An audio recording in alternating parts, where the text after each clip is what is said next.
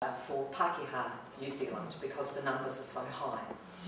So we pull out the stuff around children and youth, around Māori and Pacific, around women who have a very different pattern than men. Sadly, we're unable to pull out suicide statistics for the gay, lesbian, transgender and intersex community because that data is not collected in New Zealand. And there are a number of other things that are not collected that we believe should be. Can you give us which colours which they are? Sorry, yeah. This graph is showing us in comparison to the other OECD countries in New Zealand. Sorry, OECD countries in New Zealand. Yeah. These are the totals, the green ones here. These are male and these are female suicides. And what we know from the OECD, who published this data in 2009, is that not only does New Zealand have the highest rate of youth suicide, and youth means under the age of 25, we have the highest rate in the world, but more startling than that, we have double the rate of America, double the rate of Australia, and 5 times the rate of the UK. This is not that we're a little bit higher than everybody else. We are massively higher than everybody else. This is Greece, who has the lowest rate. UK, USA, Australia, and that's the OECD average at the end. So when Spin says we have a moderately high rate in comparison with the OECD, they're talking across all ages, from birth to, I think they go up to 85 years old. But pull out the youth data, which the OECD does, and you see a really different picture.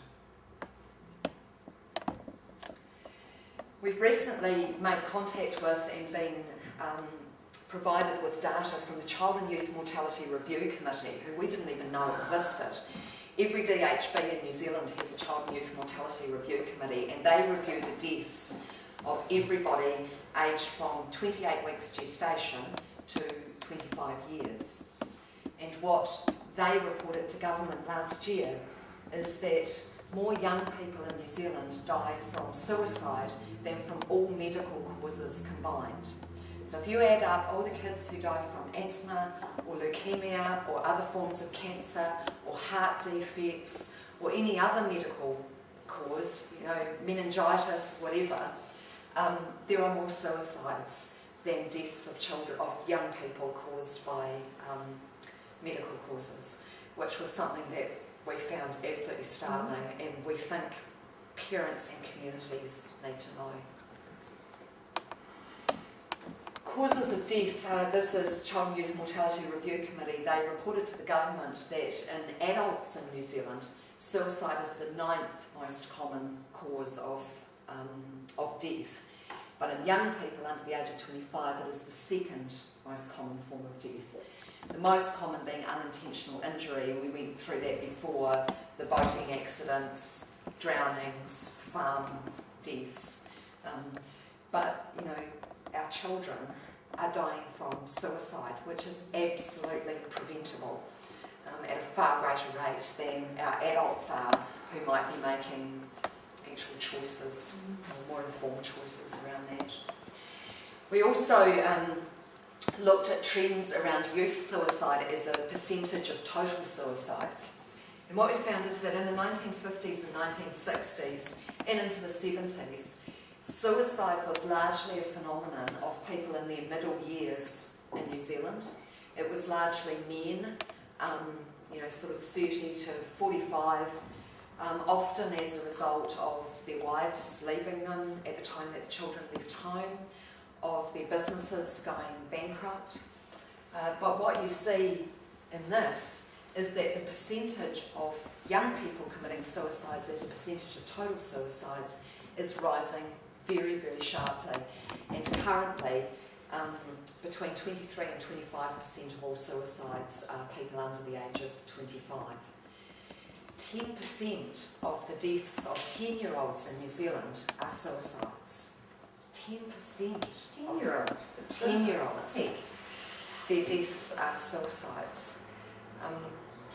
So again, Spin's saying, let's sit back and pat ourselves on the back and, we're doing a good job around this stuff.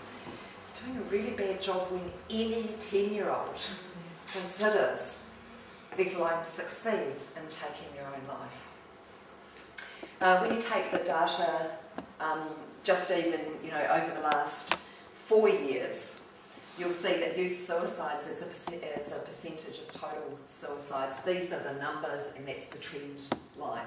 So even in the last 4 years, it's not decreasing as a percentage of total suicides. It continues to increase. So we've also pulled out a lot of data on Māori suicide because we know that that data is masked within the aggregate figures. And what we have in this graph here is when you look at the suicide rate, which is how many people per 100,000 of population, so that you can compare Māori and non-Māori accurately, you see huge discrepancies. In the year 2000, for example, out of every 100,000 Pākehā people, males in New Zealand, there were 28, I think, people out of 100,000 who committed suicide. But in the Māori population, for every 100,000 Māori men in New Zealand, there were 43 suicides. And what you see as we move along in time is that those discrepancies are getting even greater. In terms of real human beings, these are the additional numbers for Māori males. So in 2000, there were 17 more Māori men who put nooses around their necks or put a hose pipe into their cars or took an overdose of drugs compared to Pākehā men. No, that's right, it's fine. And it's increasing again. That gap is getting wider between Māori and non-Māori. This is the same graph for Māori females and Pākehā females. So again, you see a huge discrepancy in the rate of suicide in the Pākehā or non-Māori population and in the Māori population. And again, those are the numbers per 100,000 of population who are taking their lives. Overall, some of the most startling information that comes out is that Māori and Pacific Island youth are over 2.5 times more likely to commit suicide than other New Zealanders. That 100% of the little girls aged between 10 and 14 in 2007 who killed themselves were Māori girls. And that while in the non-Māori population the most common age to commit suicide is 35 to 39, in the Māori community and Pacific community, the most common age is 15 to 19.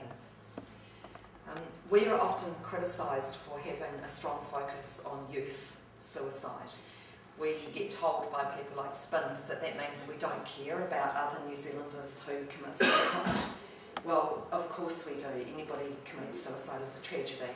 But there is something particularly tragic in a community, in a society, in a family when children are choosing to end their lives. And it doesn't mean that we don't care about other people, but if we can address this, this is the different age groups for suicide in the Māori community, and 15 to 19 is where most of the suicides are occurring.